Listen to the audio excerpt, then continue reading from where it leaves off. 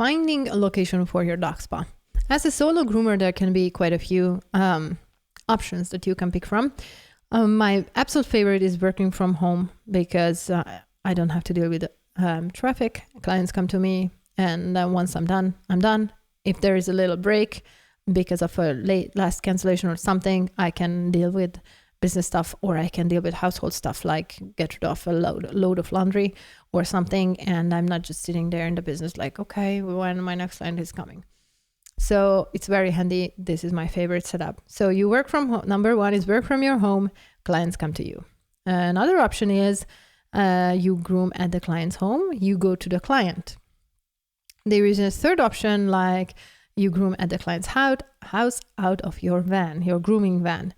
Or you can rent or buy a store. It's pretty investment heavy option. So if you have the funds and you want to go and work out of the store, you totally can. But think about all the responsibility and investment it requires upfront.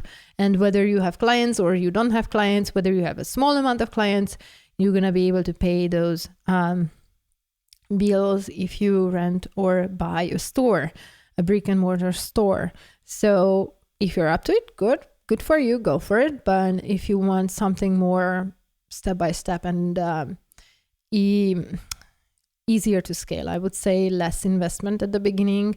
And I challenge you might gonna be able to take more home with less risk if you are a solo groomer, as opposed to the net profit, what you can get out of a brick and mortar store, let alone the comfort of your dog clients and human clients. So think about what works for you. Another option is renting a table or a room at another salon. The tricky part with this one is you're going to have loads of distraction for the dogs, and you won't be able to offer the off-leash grooming, dog-led grooming things, because there's going to be just way too much distraction, so it's not going to be safe.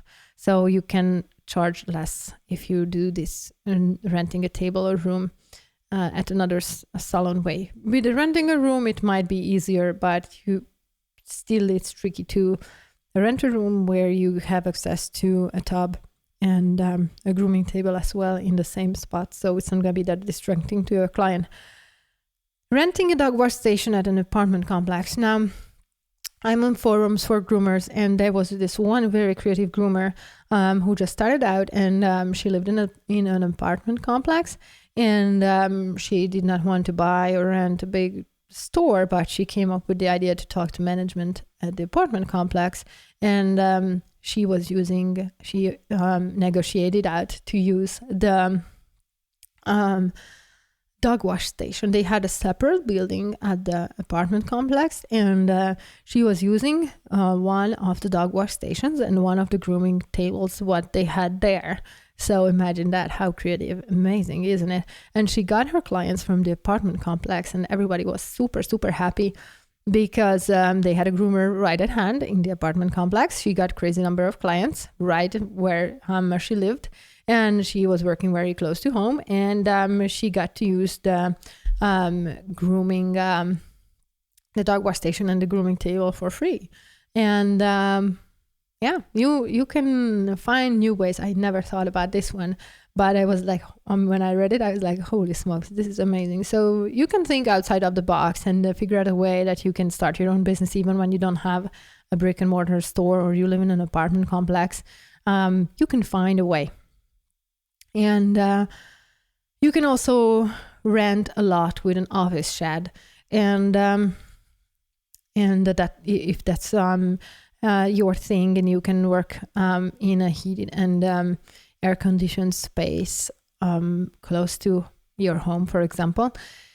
And you can have your own office like that. You don't have to get a big, literally brick and mortar store, but an office shed works beautifully. There are absolutely gorgeous ones out there, and you don't have to worry about heat and cold. So that's an outstanding way to go about it. So pick the type you like best. And I highly recommend going solo because you're going to be able to scale better. You don't have to worry about paying someone when another COVID hit and you won't be able to operate that well, or stores that brick and mortar based had to close. And then if you're a solo groomer, you don't have to. So it's very nice. It's very nice. I wouldn't go back for working with other people at all because it's way too distracting for the dog, and you cannot charge as much as you can as a solo groomer.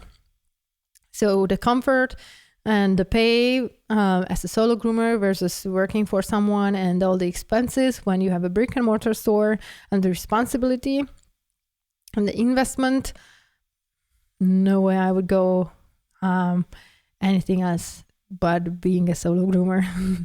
But you do you, and pick the one that you like best, that fits your life or stage of life best, and stick with it. And if you feel like, okay, I need to change, then you can also give it another thought.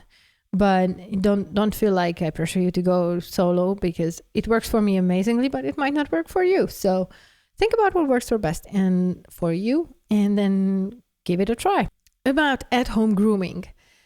Check and think about city regulations. Solo grooming setup, what I do is covers and within the lines and rules for city regulations.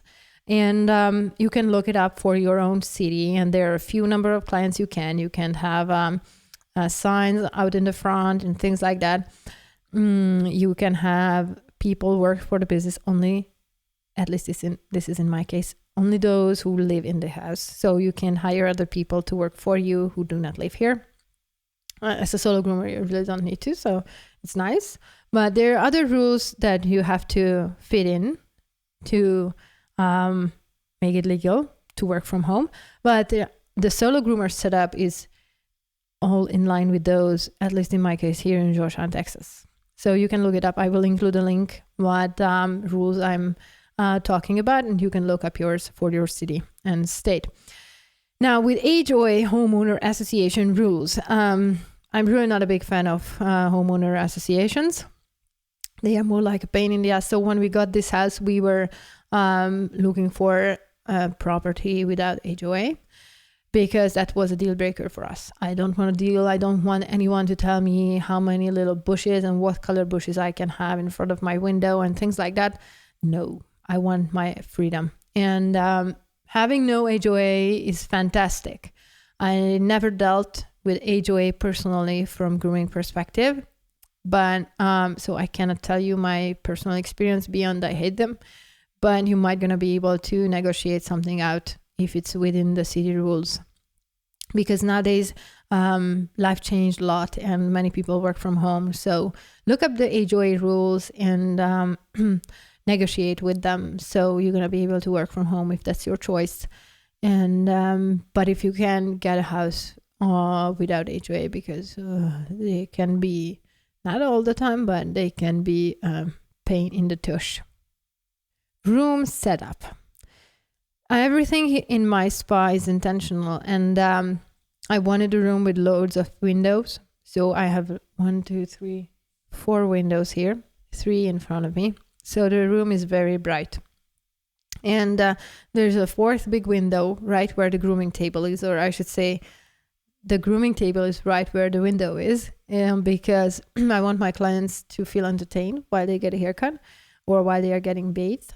And I keep the window open as long as the doggy doesn't get overstimulated by what's happening out there. Like if there's a squirrel there and the doggy gets very, very, the doggy's prey drive just kicks in, then I just close the blind and skip the entertainment because it's too much. But most of the time I keep it open, and it makes doggies much calmer, and it's fun to look out through the window and watch my medlar trees grow and my gooseberries sprout. So it makes work really fun, and just looking at green grass in my trees and birds and my kitty cats walking around or doggies, it's much more fun for me and for my clients as opposed to looking at a gray wall or something.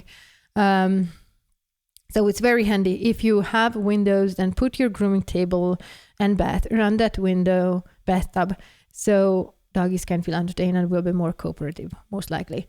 Having tile floors is pretty critical because you want an easy to clean floor, and tile is incredibly easy. You don't have to worry about water there when the doggy is running around with a wet coat after a bath. You don't have to worry about wood floor or carpet getting soaked. Your tub, I mentioned already, have it in a way that doggies can see through your window, so they're gonna be more cooperative in the tub, and you don't have to hook them up to anything in the tub. You will need to think about a way to put your washing machine and dryer in the spa. It's not that big of a deal. They don't take up too much space, so you can just find a corner. And whenever it's handy to have it closer to the tub, because you're gonna need little hole in the wall where the gray water goes, so, and an opening for the dryer to take out all the air and to catch the lint.